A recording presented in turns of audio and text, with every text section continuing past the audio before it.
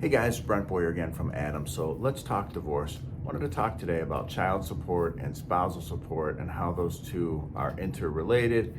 How does child support affect spousal support, or also known as alimony, or how does spousal support affect child support is maybe another way to ask that question. So my name is Brent Boyer. I'm a divorce attorney and I work at Adam. At Adam we do men's divorce. That's all we do. We represent only men, and that's what we're all about. So this question of child support and spousal support and how they interact. So the way Michigan law is, child support has to be calculated first. So if you're getting divorced and there's some sort of disparity in income and you've been married for a while, there's a chance that you may be paying some spousal support or alimony in your divorce case. But before spousal support can ever be even looked at, we have to know what child support looks like. By law, child support's calculated first. And the reason being, you could be paying enough child support as a percentage of your income that there's no money left over to pay spousal support, for one thing. So that's part of why that's the way it is. Child support's mandatory. Alimony's mandatory depending on the circumstances, but may not be any alimony, may not be appropriate for your divorce case, or depending on the child support numbers, there may be no reason or no purpose to paying spousal support because there's already some money going to the wife, soon to be ex-wife, for child support. So that's how that all goes.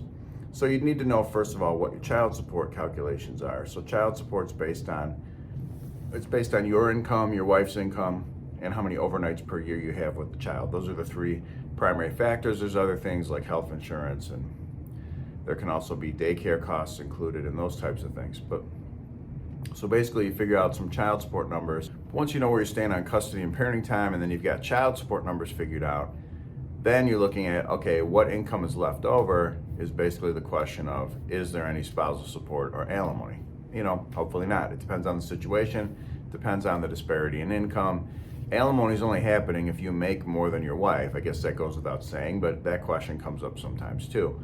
Am I paying any alimony? Or a lot of times how it'll come up is, a client will come in, they've been served with divorce papers and their wife is asking for spousal support or alimony in the divorce complaint, but she makes more than he does.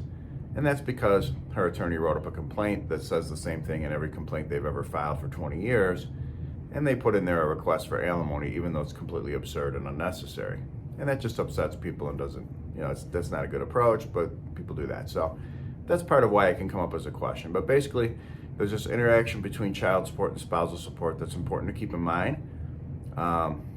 You really need to know where you are on child support first, and then you can take a better look at where things are going to go on spousal support, alimony, if any, if there's going to be any. So hopefully that helps. And any questions, of course, let me know.